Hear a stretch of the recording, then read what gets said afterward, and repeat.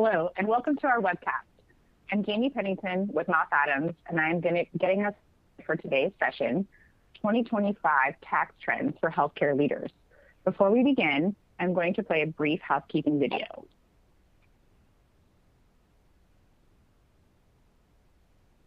Welcome and thanks for joining us. Moss Adams webcasts are designed to help elevate your business performance. Transform your future for the better with advisory solutions tailored to your vision and supported by our collective technical resources. Our presentation will start in a few moments. Before we begin, here are a few things to keep in mind. You can customize how you both view our presentation and interact with the presenter.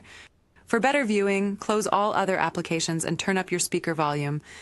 You can also adjust window size and placement or enter full screen mode using the controls at the top of the window or dragging the bottom right-hand corner to resize. At the bottom of your screen, you'll see a series of icons, each relating to a different aspect of our session. You can download the group attendance sheet and a PDF copy of today's slides from the slide deck and handouts widget. You can ask our presenter questions during the webcast by typing a question in the Q&A window and clicking Submit. We'll do our best to answer all questions during the presentation or follow up via email. If you experience technical difficulty during today's presentation, refresh your browser by hitting the F5 key. Today's session will offer you 1 CPE credit. To receive credit, you must meet the requirements as specified by the National Association of State Boards of Accountancy. You must attend at least 50 minutes of the session and respond to at least 75% or 3 of the 4 polling questions, which we'll ask throughout today's presentation. Polling questions will appear within the slide window. To participate in the polls, please click on your answer and be sure to hit the Submit button to record your response. We'll track your progress and alert you when you've earned CPE credit. You can then click the certificate icon in the CPE Progress widget and download your CPE certificate. Don't worry, if you can't download your CPE certificate today, we'll email a copy to you in 2 weeks. If you're attending this webcast in a group, you must complete our group CPE attendance sheet to receive credit. The attendance sheet is available in our slide deck and handouts widget. Please have all group members sign it and send only 1 sheet per group. Also note that CPE credit only can be awarded to participants registered as themselves, and isn't available for participants who view the on-demand version. As a reminder, the presentation you're about to see is not legal, investment, or accounting advice. We encourage you to seek the counsel of a professional service provider to apply this content to your specific circumstances.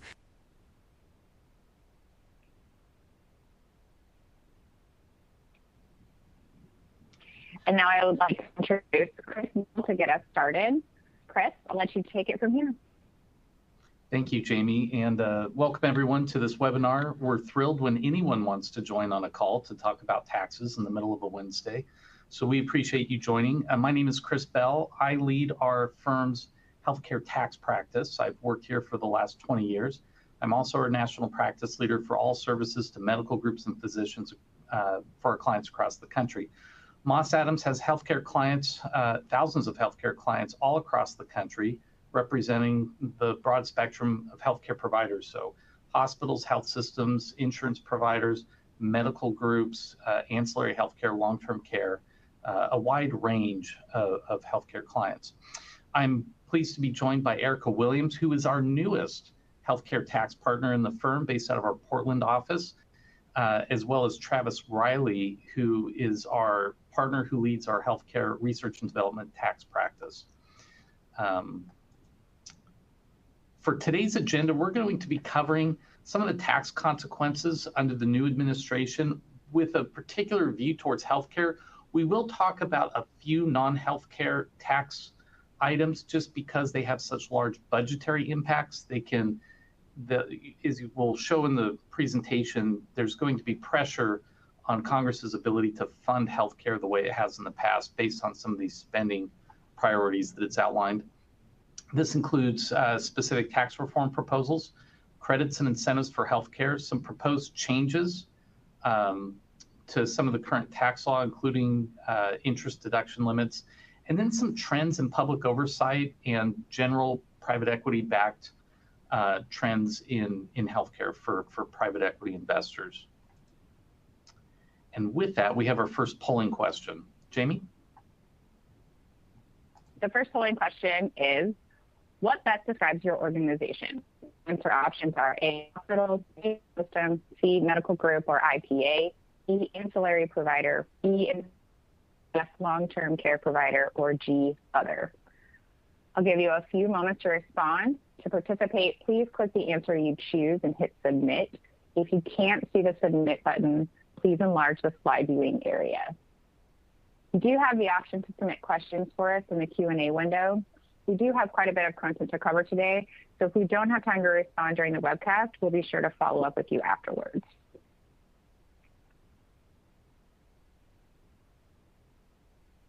Uh, 80% of the responses are in. We'll give it about 10 more seconds.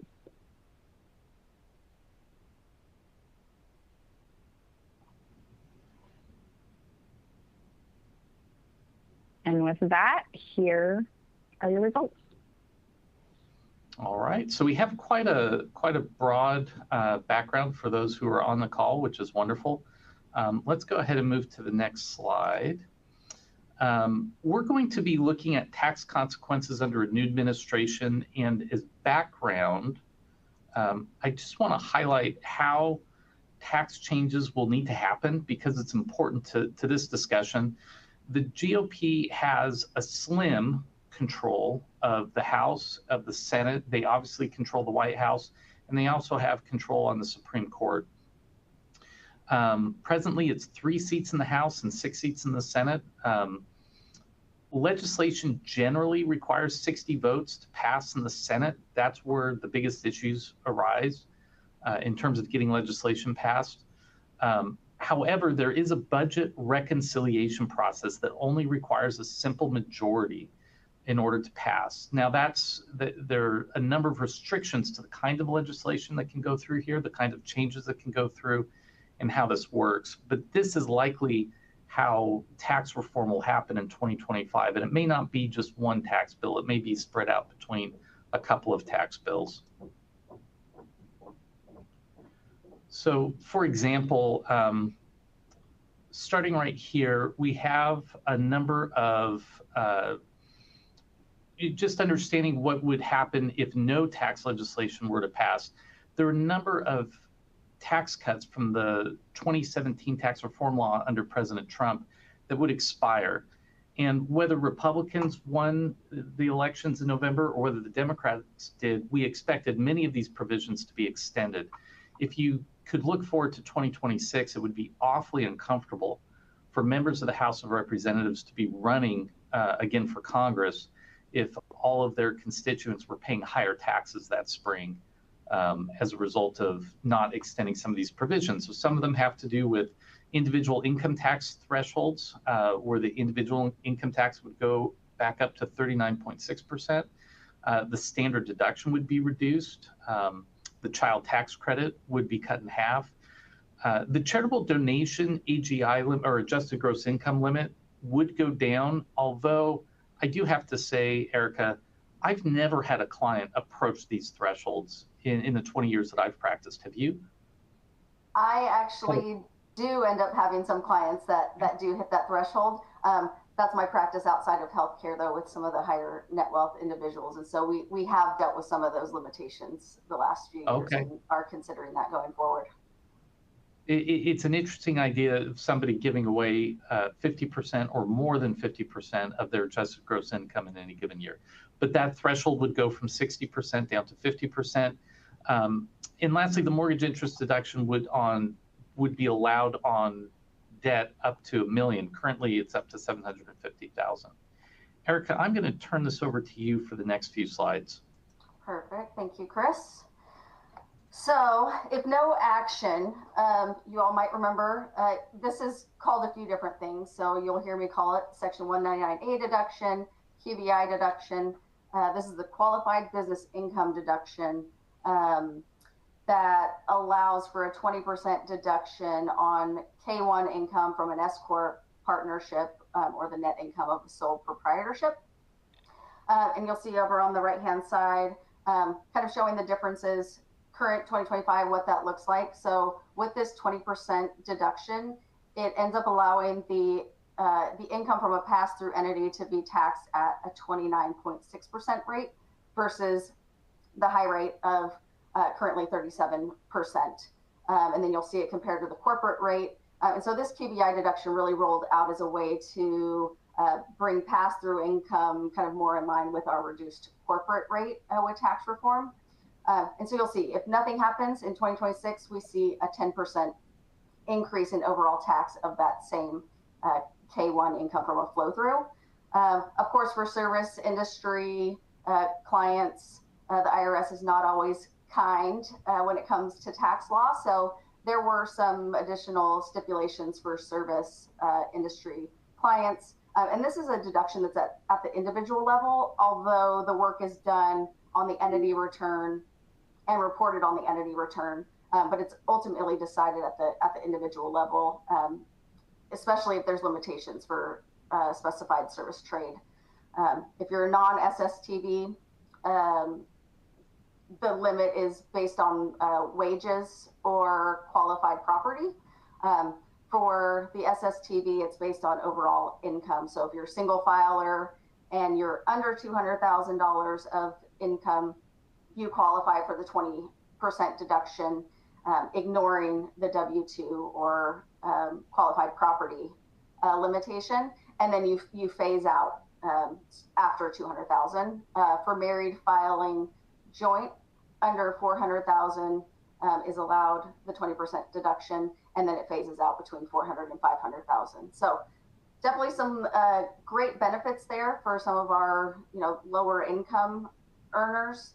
And again, at the individual level, but all of this would be work that's prepared on the entity return. Erika, could I just interject here real quickly? For our healthcare investors that have management service organizations, it's common for those management service organizations to be eligible for this, even if the investors make a lot of money, even if the business is worth tens or hundreds of millions of dollars. It effectively means that the ultimate and individual investor is paying tax on only 80% of the taxable income coming out of the business. But I see this most often talked about or couched in political terms as a tax break for small business owners. And so it would be a really interesting thing, again, running for re-election in 2026, if there was a tax hike on small business owners while C corporations have a permanent tax break from the 2017 tax law. It would create an interesting political narrative. Agreed. Yep. Great points. Let's see, next slide. So this has been a topic of discussion over the last several years as everybody's trying to determine what's going to happen with the lifetime exemption. Currently, lifetime exemption for individuals is up to $13.99 million in 2025. That's up from just under 6 million pre-TCJA. So has increased drastically over the last several years. If this sunsets, it's supposed to drop back down plus inflation. So we're looking at about 7 million, which would mean that taxable estates could pay more than 2.8 million in additional state tax if they're not planning and getting taxable assets out of their estate before this drops back down. So a lot of planning opportunity here. This has been a topic of conversation with a lot of my clients over the last several years of trying to move assets around and make sure that they're not losing that benefit. And Chris, are you seeing this in practice a lot with your client base? Yes. So many of my clients have who have this kind of wealth have maximized at each year, make sure that their lifetime gifting or lifetime exemption has been completely used up. Because if it drops back down, you don't get taxed on that difference. They'll allow you to have contributed the higher amount.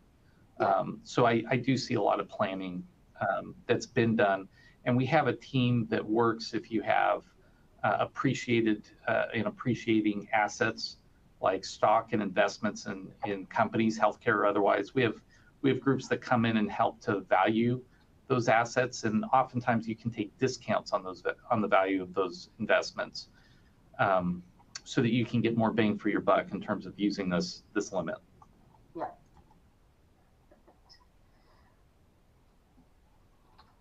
The removal of the state and local tax deduction cap. This has been talked about, I think, since it was set in place. I don't think anybody, especially high tax states or taxpayers in high tax states, were pleased with the cap.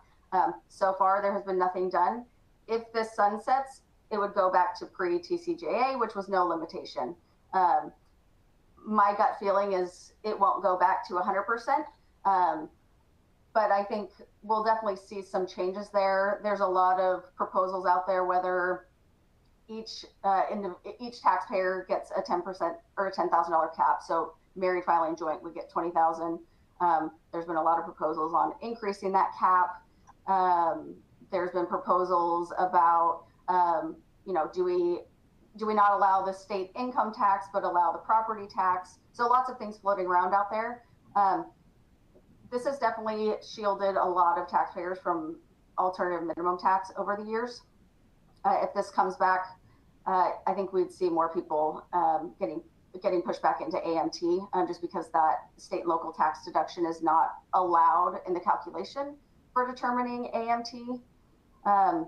Lots of questions about if the cap goes away, is there still a reason to have the PTE, the pass-through entity tax workaround that we're seeing in a lot of states? It's a great benefit, but you kind of would end up in the same benefit if our cap was gone and you were able to deduct that at the individual level again. So I think a lot of proposals on what is this going to look like. I know, Chris, about you, but I definitely don't. I see the cap increasing, but I don't see a cap completely going away and getting 100% of our deduction back. It's interesting because there are a lot of proposals around this particular issue. And while Trump's White House in 2017 had been the one that had proposed the legislation and then repealed or created this $10,000 cap, in the 2024 campaign, President Trump himself had campaigned on repealing it in its entirety. Now, we'll see what they're able to do. We'll talk about some of the constraints here in a moment that could make that challenging to accomplish. And maybe they do something that partially fulfills that campaign promise. But that is what he ran on in order to try to get voter support behind him in 2024. Yeah, so it'll be interesting to see what that looks like. And then what does that look like for, tax filings and the pass-through entity elections. Let's see, another change. So bonus depreciation has slowly been declining over the last several years. We're currently at 40% for 2025. And so very similar to the 50% that was pre-TCJA. This has allowed for some additional planning for a lot of taxpayers for utilizing Section 179, if allowed, depending on the entity structure, ownership structure. So there's been a lot of planning with my clients on, partial bonus, partial 179, when that's allowed. So this completely is supposed to go away at the end of 2025 or 2027, excuse me. My hunch is that I think we'll have some kind of update on this. I don't foresee bonus depreciation completely going away. And the benefit of bonus is that it's allowed to be an ordinary deduction versus a separately stated item for Section 179. Chris, I don't know if you foresee this completely going away. I guess since I've been practicing, there's always been some kind of bonus depreciation. So not having it would be interesting. Under both Republican and Democratic leadership in the White House and in Congress, we've seen bonus depreciation used as a lever to stimulate the economy. And so I do anticipate that they'll bring it back. It does provide a lot of help towards investments. Think of building a surgery center and being able to accelerate the tax deductions around that build. It makes it a little bit more affordable and offsets some of the initial costs of doing that. So I think it does incentivize a lot of economic activity and investment when this is in play. I think that brings us to polling question 2, Jamie. This is our second polling question. What is your ownership structure? Answer options are A, independent and closely held, B, hospital affiliated, C, private equity, D, venture capital, E, publicly traded, F, employee stock ownership plan, G, other. As a reminder, if you would like to receive CPE credit for today's webcast, you will need to respond to at least 3 of the 4 polling questions.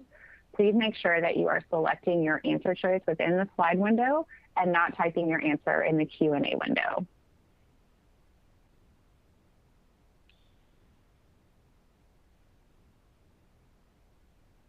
We've almost got 90% of the answers in. Give it a few more seconds.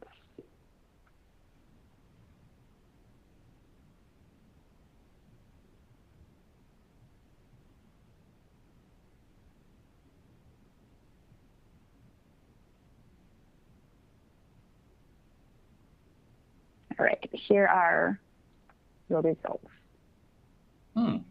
That's fascinating. It's always wonderful to see the independent and closely held. I think if we did this webinar, 15 years ago, that number would have been higher, but it's still great to see 22% of those on the call from that. Increasingly, while I do a lot of work with hospital affiliated, I've seen a lot of work with the private equity and venture capital and publicly traded sectors. Those have been the areas where we've seen a lot of growth. And for those who have never looked at an employee stock ownership plan, I see that we have at least one respondent on here who's part of one. It is a fascinating tax planning tool. So if you've never considered that or just want to learn a little bit more about it, it is really fascinating from a succession perspective to look at the ESOP. Anyways, Erika? Thank you, Chris. All right, so I'm going to take this slide. Some additional considerations when we look at the impacts is, and this is based off of the Tax Foundation's estimation of the cost of what President Trump campaigned on. So it doesn't factor different things even Vice President Vance might have said on the campaign trail or members of Congress. It's just President Trump's proposals to extend the Tax Cuts and Jobs Act tax cuts from 2017, to extend those tax cuts would be about $4.6 trillion over 10 years, or over the next 10 years. And so it creates a big deficit. In addition, there are a couple of other things that have already expired that there's been discussion from both sides of the aisle to extend. One is the deductibility of research and development and experimentation costs that are currently capitalized and amortized. I'm going to pause on that, and we're going to let Travis Riley a little bit later explain more on what that means. It's very impactful for our healthcare clients that have R&D spend, and many of our clients do. The other one is that interest historically has been deductible as long as it was not greater than your EBITDA. However, under the current law, that's changed. So currently, it's your earnings before interest only. You get rid of the TDA, the taxes, depreciation, and amortization, and you're just left with earnings before interest. And what that can mean is, for GAAP purposes, you could be running at a significant loss. But if you have a highly leveraged company that might be PE backed, for example, and it has a lot of debt, you could be in a situation where, for GAAP purposes, you have a significant loss, and even for cash flow purposes, you're at a significant loss. But for tax purposes, you could have millions of taxable income that's now flowing out to your investors, and you have to make tax distributions so your investors can cover the taxes on those earnings, and it's very problematic. The United States is out of line with most developed first world countries in terms of tax policy on this. Most other countries have some interest deduction limitation tied to some equivalent of EBITDA. So there is some pressure on the United States to make this change. In order to extend these, or to fix these two issues over 10 years, the cost would be an additional $600 billion. So now we're dealing with some real money. It's $5.2 trillion. And there are additional proposals that they've talked about doing beyond just this. So here are some new tax reform proposals. And again, We will later discuss a few things that members of the House of Representatives in the Ways and Means Committee have proposed, but this section here is just from what President Trump ran on during his campaign. Erika? Thank you, Chris. Well, these next couple of slides are actually from the Ways and Means Committee. So we'll caveat that. So this is not what was presented on the campaign trail. It's from the Ways and Means Committee. There's, it's probably like a 50-plus page PDF that is out there that I thought had some interesting kind of food for thought. So while Trump has not backed these yet, these are kind of proposals that are out there. I know when Chris and I were talking about this the other day, some of these feel like, somebody was throwing spaghetti at the wall. So again, maybe not, full proposals yet, but interesting items. So this first slide is Medicare specific items. And so some of the proposals is eliminating the Medicare coverage bad debt. Currently, Medicare reimburses hospitals 65% of the bad debt, so the uncollected cost sharing that the beneficiaries fail to pay. That's not something that we typically see from the private payers, and so this is kind of their attempt to bring Medicare in line with the private sector. I thought it was interesting that they don't bring up the differential of the reimbursement rates. So I'm not sure they're comparing apples to apples, but thought this was kind of a good food for thought of things that they're thinking about. Limiting federal health programs for non-citizens. Currently, a lot of non-citizens are eligible for federal health care programs. This would remove specific categories from being eligible. They didn't specify on what those categories were. There's a lot of arguments against this, just thinking overall, what does that mean for the overall population if we're limiting access to healthcare even for non-citizens?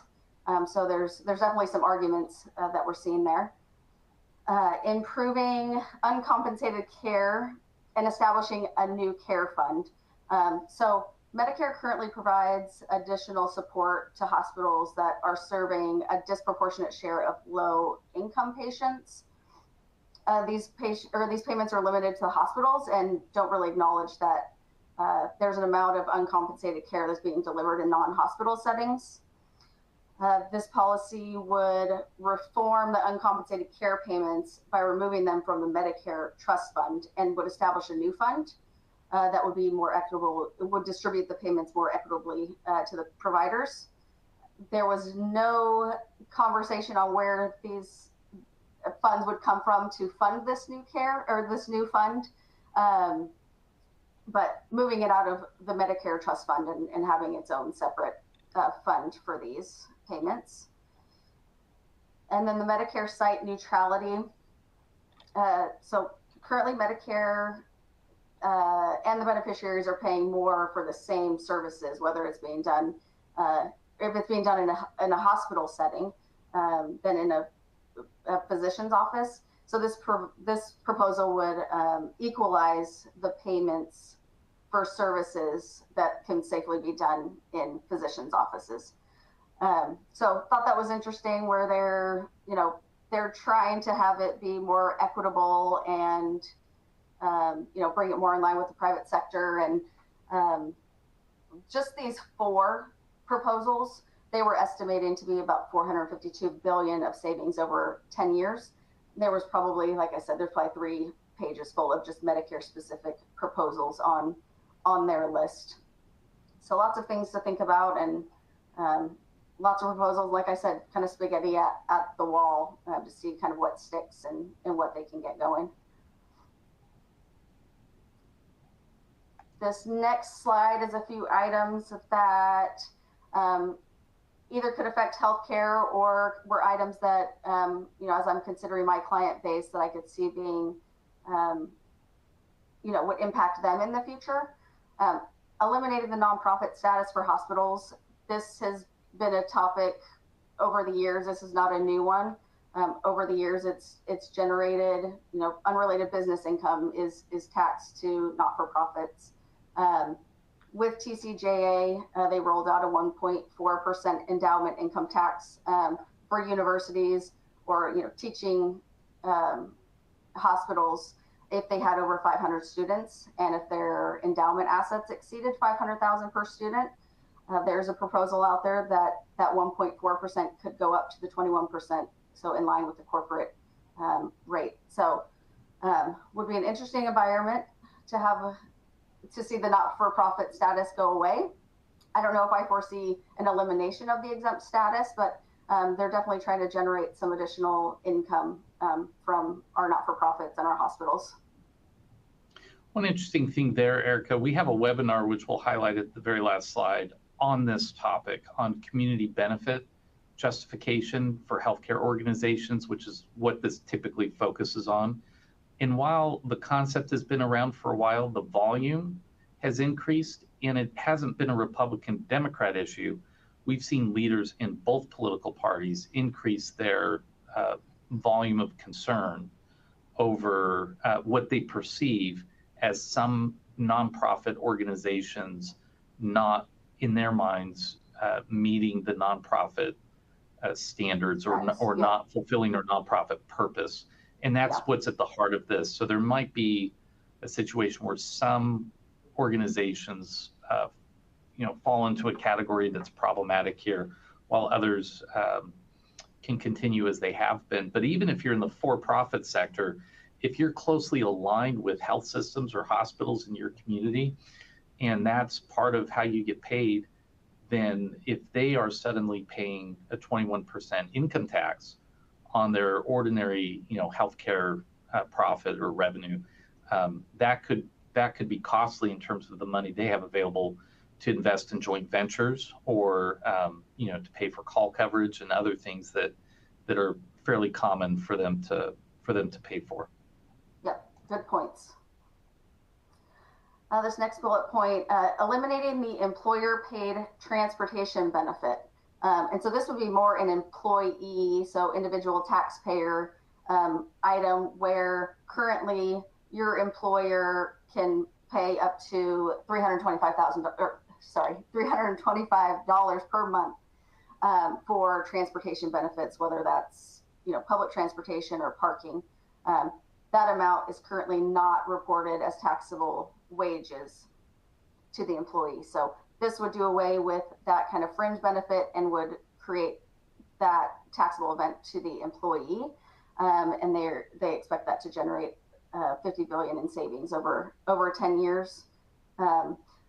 I know the parking in general is not a material number for most of at least my client base, but it definitely was felt. And there was some planning opportunities there on, how can we still provide this benefit to our employees for, employee morale and, the culture and all of that. So thought this was an interesting one. And then eliminating the business SALT deduction. So this would be separate from the cap, the $10,000 cap at the individual level. And so when I was reading this, it generated a lot of questions on, well, what is included in that state and local tax deduction that they are considering eliminating? Would that be gross receipts? So for us in Oregon, does that mean the cat tax would not be deductible? In Washington, the B&O tax, would that not be deductible? I would have a hard time thinking that this would completely, that business taxes would not be deductible. But I just was thinking through, how would that impact kind of taxable income overall? What would that do, kind of triple effect, similar to, Chris's comment on the hospitals, if they were paying a 21%, endowment tax, what does that do to everybody else? So I don't know if I foresee this actually passing, but it's interesting that this is kind of one of the things that's being tossed around along with the individual state and local tax deduction.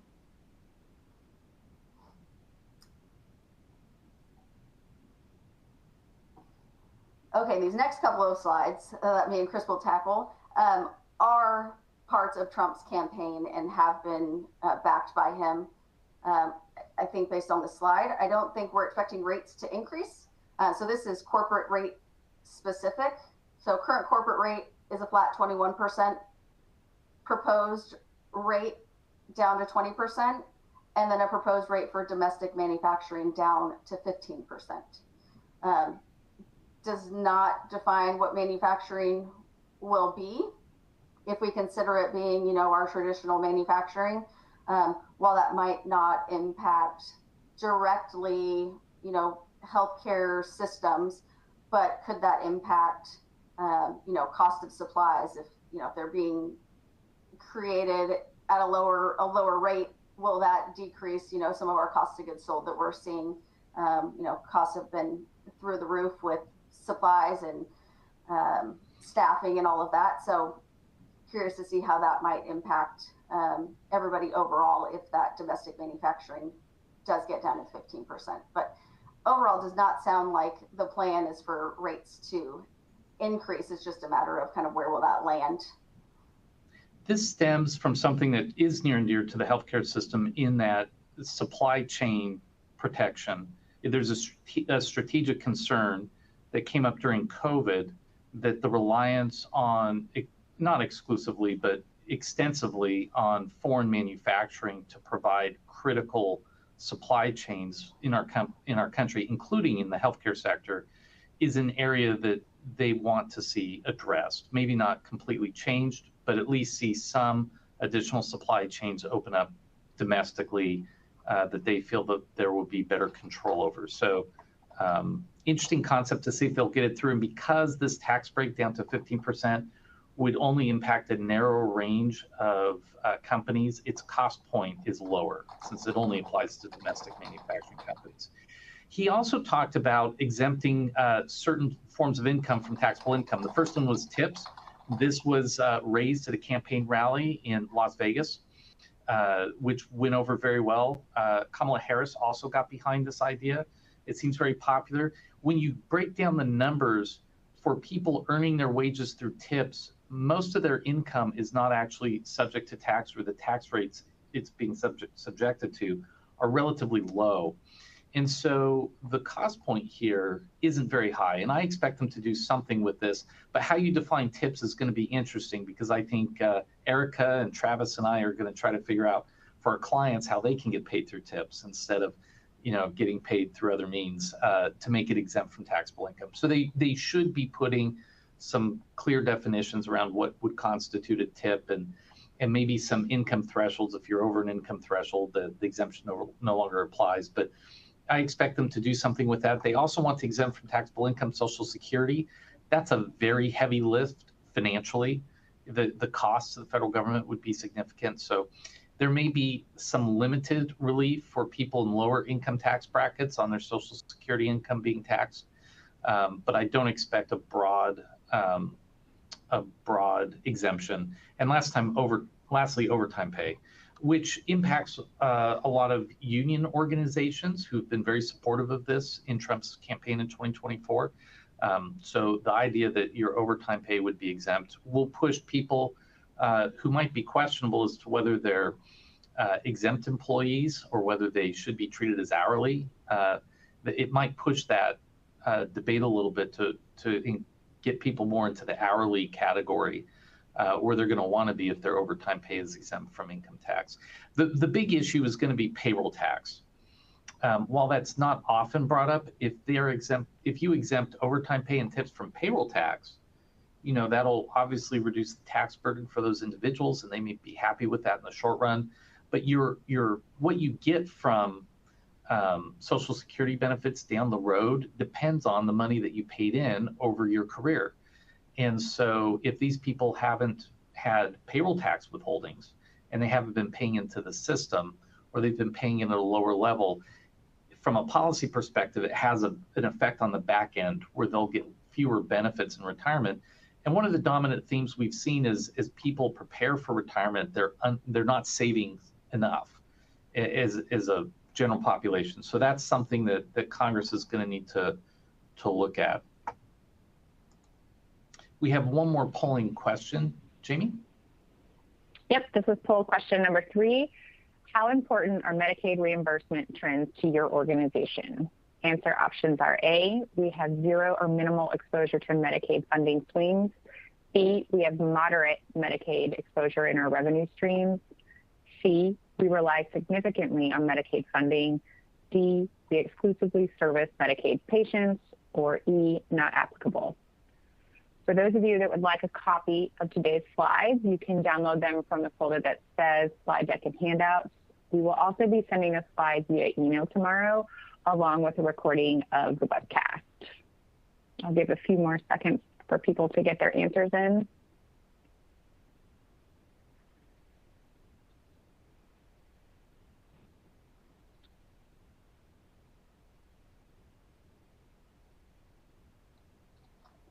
And there was a question in the chat about transportation benefits that I can address as well. The question was if it eliminates the mileage reimbursement. And while it was not specifically stated in there, the proposal was more around the fringe benefit piece of the parking and not the business related expense for mileage reimbursement. So my guess is that is not included, but it was not explicitly stated. All right, here are the results to the polling question. Okay, very helpful. We're going to move on to the next slide here. And so the big message from a lot of these tax law changes and kind of tax environment issues under the new administration is the impact on revenue to the federal government. So the Trump administration has identified a number of things, including tariffs on foreign goods and some dynamic budget projections, i.e. they're going to say that these tax cuts will stimulate the economy, which will raise tax revenues. And I look forward to the debates on Fox News and CNN and MSNBC on whether or not that actually works. But that's going to be part of their argument around, what the true cost of this will be. But even in the rosiest projections, there is a significant deficit that's not covered, even by tariffs, even by the budget projections. They're looking at offsetting it in part by taking Inflation Reduction Act money from the Biden administration. There's a lot of money in that green energy legislation that has not been spent. So they would repeal that and take any unspent funds and use that to offset these tax cuts. There's been proposals to do block grant funding on Medicaid funding. So you would say, you'd create a baseline, say 2024 is the baseline, and say, well, each year, 2025 onward, for example, we're going to do baseline plus 2% in terms of the federal spend.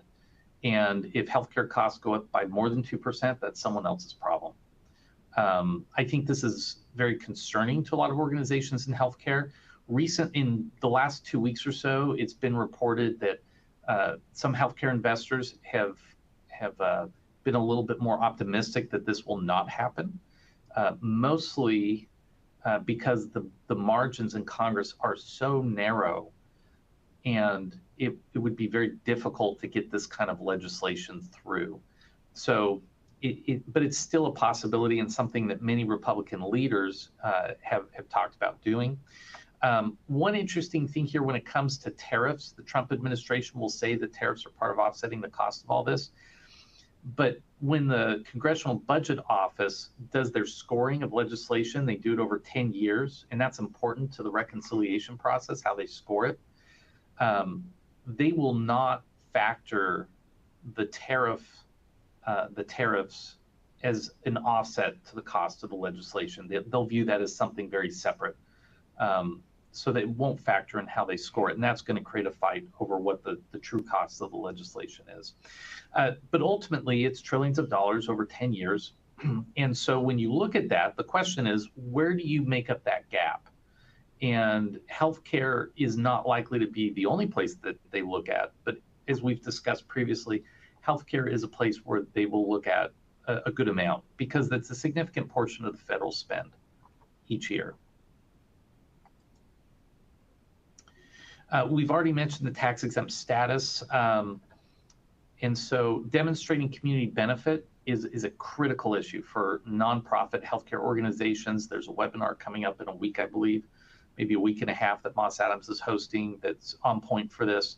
We do an analysis around community benefit justification and how that gets demonstrated in the tax filings and in their internal documentation.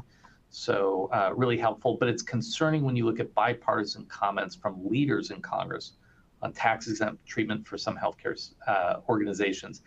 I think of the deficit is creating a challenge for the healthcare ecosystem in two fronts. Number one, it can be seen as inflationary. It's deficit spending. So does it create an inflationary environment when everybody is already so sensitive to the rise in healthcare costs generally? So that's one area of concern. The other one is if there are cuts to federal spending on healthcare items, what that downstream impact will be across the healthcare ecosystem is something that I'm watching really closely. Erika, do you want to take this slide on just summing up some of the key takeaways? Yes. Before we delve into R&D? Kind of touched on some of these throughout, but kind of what we see as focus areas. Some of these we've been doing over the years. So the estate planning piece, as we're expecting that exemption to drop and making sure that clients are getting the benefit of the higher exemption currently. Entity structure seems to be an ongoing topic, but specifically around, C Corps. So if you have an S Corp or an LLC for domestic manufacturers, or is there any, planning opportunities there to restructure as a C Corp? Considering timing of deductions and income recognition as we think about, tax rate differentials between 2 years or in the future. Roth conversions, doing cost segregation studies for new builds or large leasehold improvements to, push some of that depreciation expense into the current year, considering capital loss recognition, as well as community benefit documentation, if that's applicable to your entity structure. That gets us to polling question number 4. This is our final polling question. Does your organization currently utilize research and development tax credits? Your answer options are A, we have R&D expenses but do not currently claim the credit. B, we have R&D expenses and claim the tax credit. C, we do not have R&D expenses. D, we're not sure if we have R&D expenses or if we qualify for the credit. And E, not applicable. There are a number of additional resources in your console that may be of interest to this audience, so please definitely be sure to check those out. And once you've completed all the CPE requirements, you will be able to download a PDF of your certificate from the CPE progress window. At the end of the webcast, a survey link will appear, and we'd appreciate any feedback you're willing to share, and we'll use the information to develop future webcasts for you. I'll give it 10 more seconds to get answers in.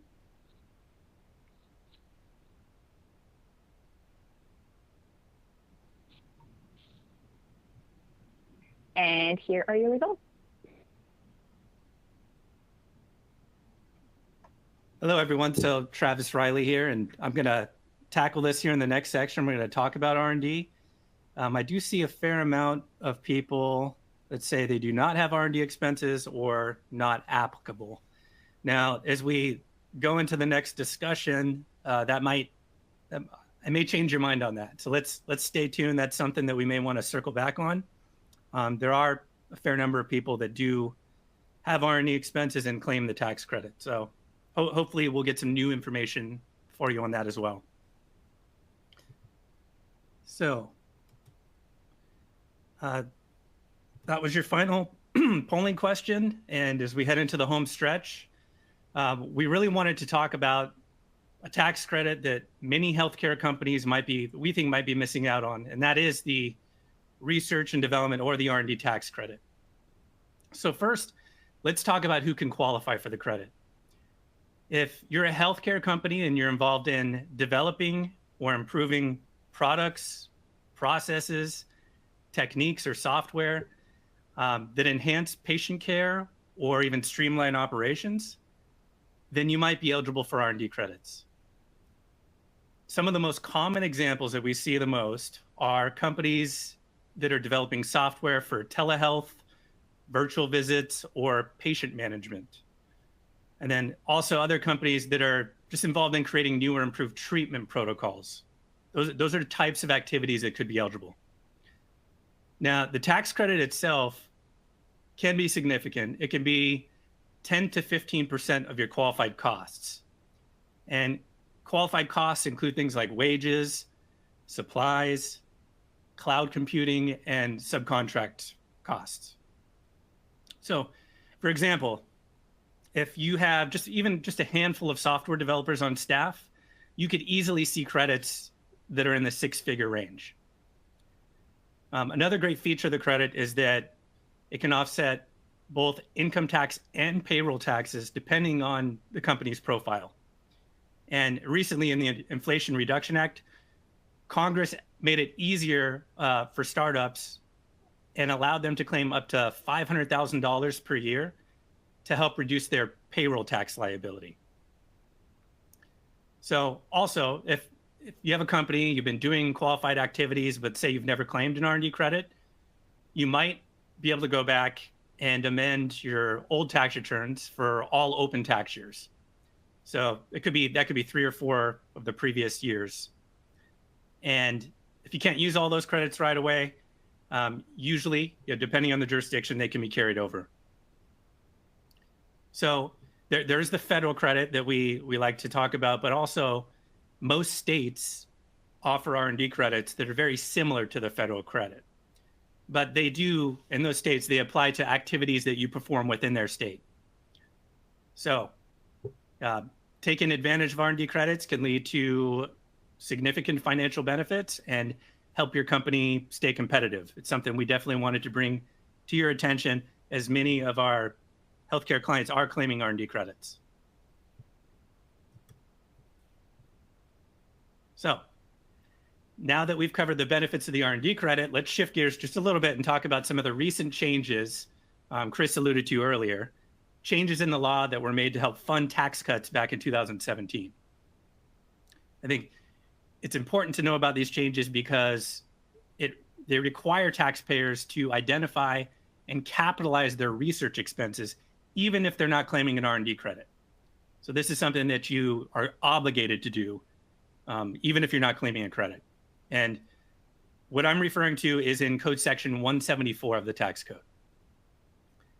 174 was originally enacted in 1954, and it allowed taxpayers to choose. They got to choose whether or not they wanted to deduct their R&D expenses or capitalize those costs and spread out the deductions over 5 years or longer. And that's been a staple of tax law for over 60 years. Up until December 2017, the Tax Cuts and Jobs Act, the big tax reform bill that we're talking about, it made some significant changes to Section 174. But those changes, they didn't take effect until the 2022 tax year, so fairly recently. And under those changes, companies now have to capitalize and amortize their research expenses. So it's over a 5-year period if you're performing research within the United States. And if you have any foreign research expenses, those deductions are spread out over a period of 15 years. So a lot of times where we see that is if you're paying software developers that are outside the country, it takes a long time to recognize those costs. It's also important to note that the definition of research expenses under Section 174 is much broader, than what qualifies under the R&D tax credit. So it includes not just direct costs, but also indirect and overhead expenses. So lot of costs that can be pooled in, but it also includes any software development costs. So that's especially relevant, as I've mentioned before, for healthcare companies that are either investing in new software tools, investing in custom software for your company, or just new software internally to help you stay competitive or serve your customers.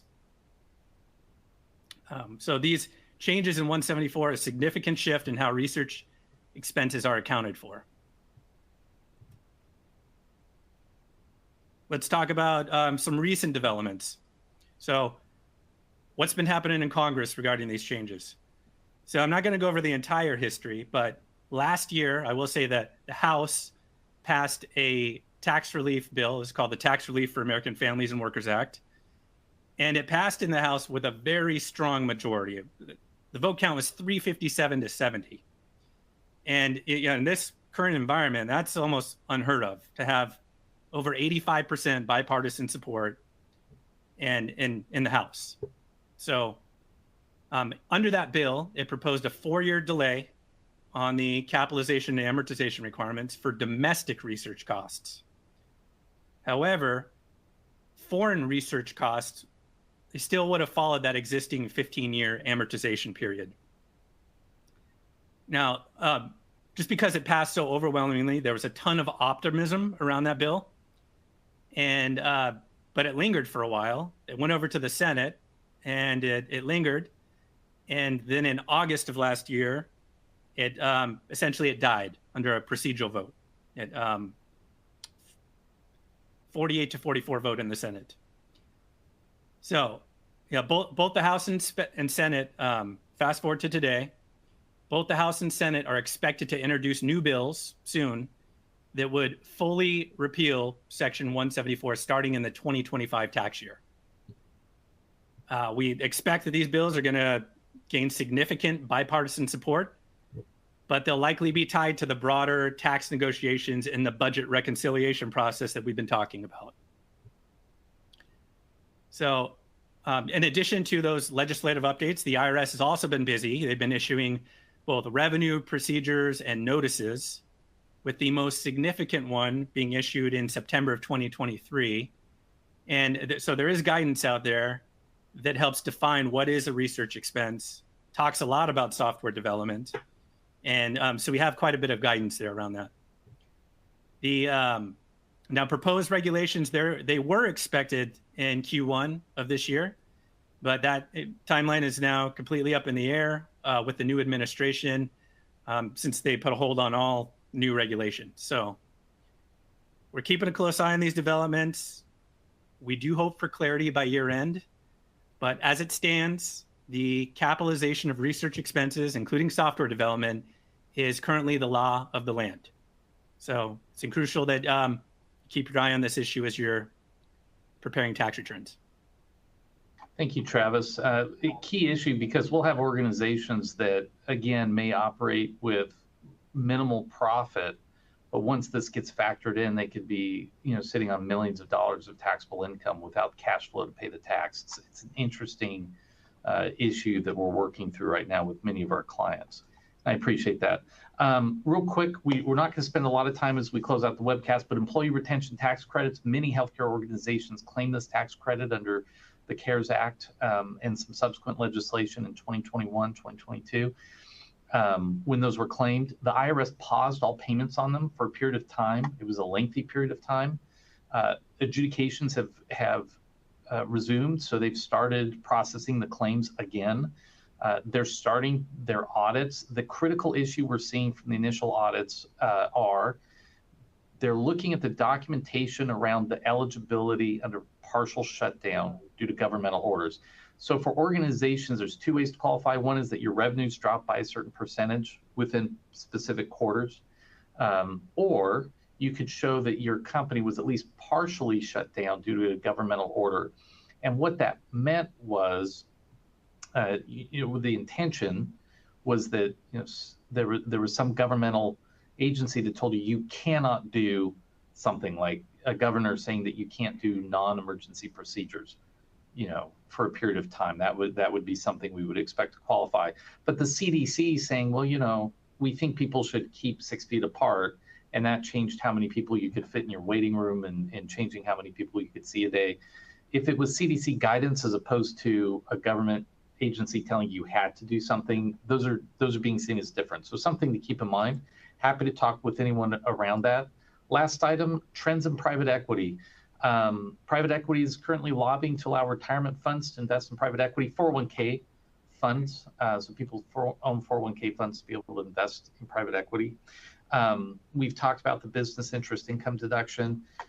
Federal oversight of private equity in healthcare. Recently, there's been bipartisan concern raised specific to health private equity investments in the hospital space, but We are seeing states that are looking to regulate private equity. Just this morning, Wall Street Journal came out with a great article, 6 new states looking to adopt this kind of legislation. Indiana and Connecticut are among them. So something that we're watching very carefully in the healthcare landscape. Lastly, we have some resources here. Appreciate everybody's time. If you have any follow-up questions, please reach out to Erika, Travis, or I. We'd love to talk to you after the webinar. And thank you for participating. Jamie? Thank you, Chris, Erika, and Travis for a great discussion today. I also want to thank the audience for being engaged and submitting your questions to help guide today's conversation. If we didn't have time to answer yours, we'll follow up with you after the webcast. Also, feel free to reach out to our presenters if you have additional questions. Their contact info is in your console. There are a number of additional resources in your console that may be of interest to this audience. So again, please definitely check those out. If you met all CPE requirements, your certificate is available to download now in the CPE progress window. A copy will also be emailed within 3 weeks should you have difficulty downloading it now. Finally, here is a link to an online survey for today's presentation. Thank you for joining our webcast. We hope you'll join us again next time.